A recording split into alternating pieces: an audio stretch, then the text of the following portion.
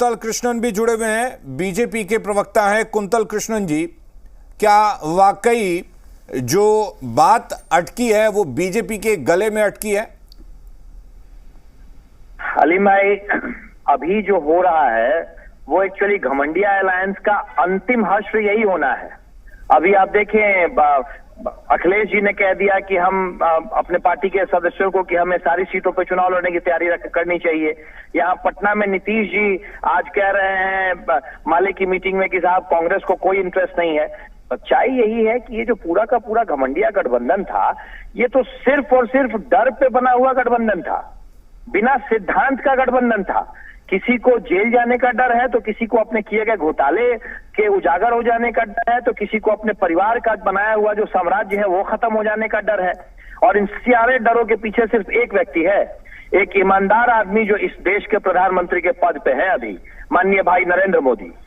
उन्होंने जो गारंटी दी है इस देश को कि इस देश की जनता के साथ जो भी धोखा करेगा, जो भ्रष्टाचार करेगा, जो गलत करेगा, वो जेल की सलाखों के पीछे नजर आएगा। तो ये पार्टियां अब अगर बिखरी हुई नजर आ रही हैं, इनके बीच अगर समन्वय नहीं बन पा रही है, तो बीजेपी इससे खुश है?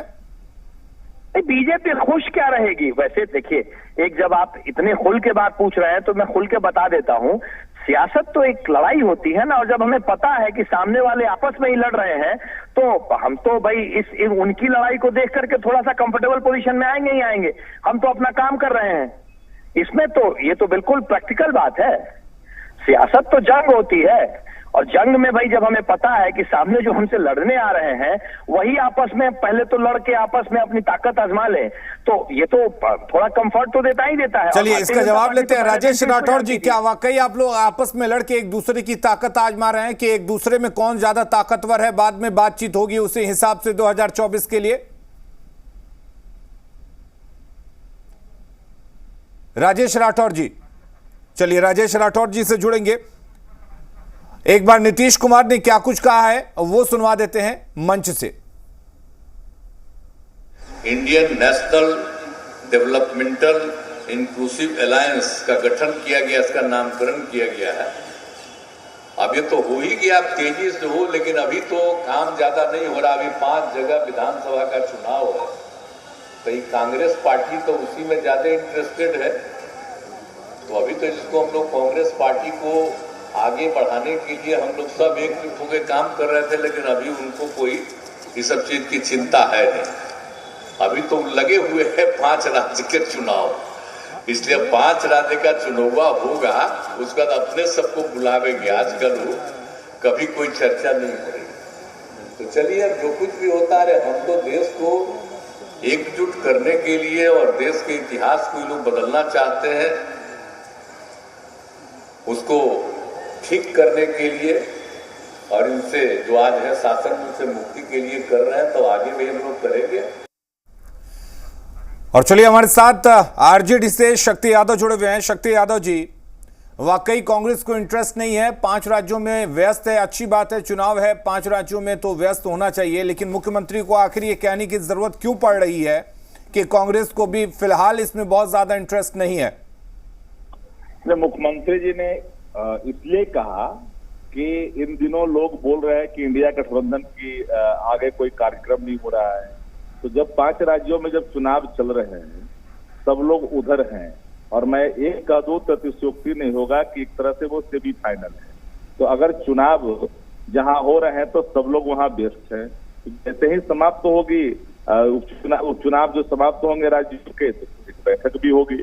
इंडिया गठबंधन अपने मिशन की ओर आगे बढ़ चुका है। इंडिया गठबंधन के रास्ते में कोई बाधक नहीं बन सकता है, क्योंकि जन भावनाओं के अनुरूप इंडिया गठबंधन का निर्माण हुआ है।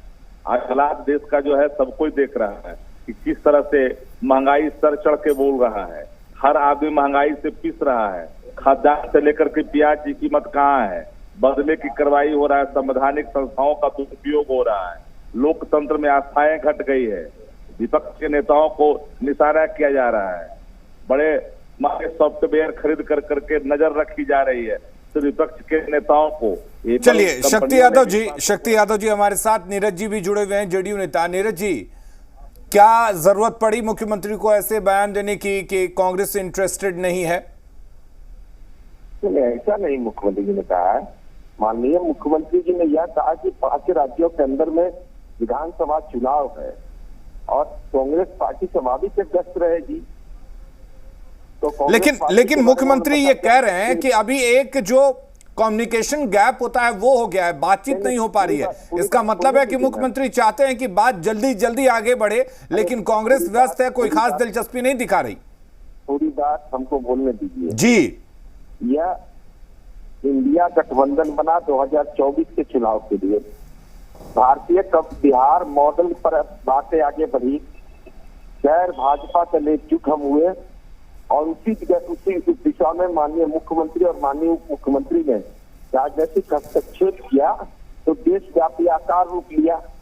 तो इसमें मुख्यमंत्री जी ने अगर सीपीआई की रैली है, सीपीआई देश के विभिन्न राज्यों में सक्रिय है, उस रैली में माननीय मुख्यमंत्री जी ने यह कहा कि जो इंडिया गठबंधन है, जो इंडिया गठबंधन का परिचय छुप के कहने का था, वह 5 राज्यों के अंदर चुनाव है, उसके बाद फिर होगा तय सब कुछ। इसलिए इंडिया गठबंधन में कहीं नहीं है। अरे हमारे यहाँ तो कम से कम चर्चा भी करने को तैयार है, उधर तो बोलवो नहीं करता है कोई कि क्या होगा, सीट क्या नहीं होगा, कोई चर्चा नहीं बोलता है एनडीए में। लेकिन आपको नहीं लगता कि अगर थोड़ी बातचीत होती रहती तो शायद मध्य प्रदेश में एक दूसरे के खिलाफ उम्मीदवार उतारने की नौबत नहीं आती, कुछ सीटों पर अगर वहां भी बात बन जाती तो बेहतर होता। हम लोग नहीं लड़े हैं चुनाव, हमारे तरफ से देखिए कौन भोग हो गया इधर को। हमारा 5 महिला लेके भाग गया, एयरपोर्ट से उठा लिया था इन लोगों ने। तो देखिए राजनीति पर श्राप पड़ता कि श्राप पड़ा इन सबको।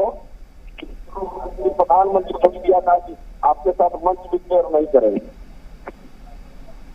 चलिए, शक्ति यादव भी हमारे साथ जुड़े हुए हैं, कुंतल कृष्ण भी जुड़े हुए हैं। शक्ति यादव जी, आपको नहीं लगता कि अगर मध्य प्रदेश के चुनाव से पहले जो समितियां बनाई गई थी उसमें तमाम पार्टी के जो नेता थे वो शामिल हुए थे, उनके मेंबर्स को उसमें रखा गया था?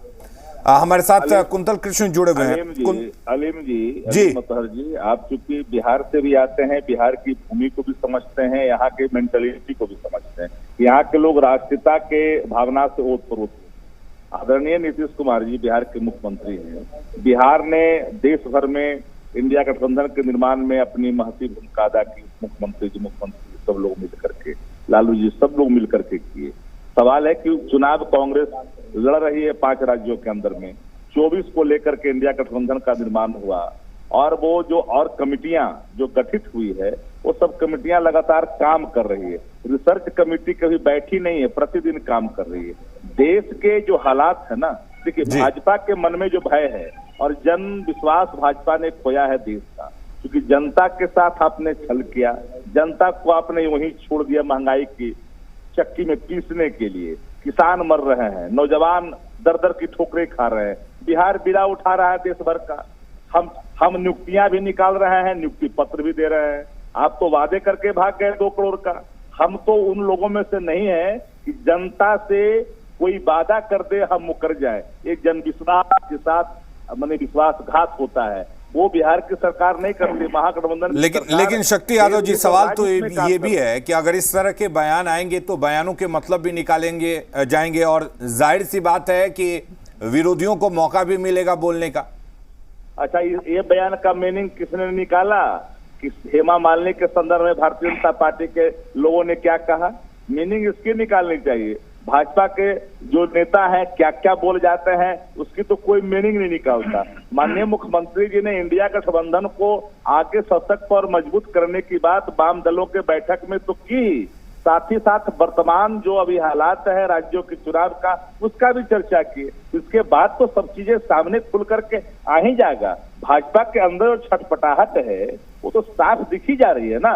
देश भर में देख रहे हैं क्या किस तरह से भाषाई मर्यादाएं टूट रही है, किस तरह से संस्थाओं का दुरुपयोग हो रही है, किस तरह से हमले हो रहे हैं विपक्ष पर, ये सब देख रहा है। लोकतंत्र में लोक लज्जा। नीरज जी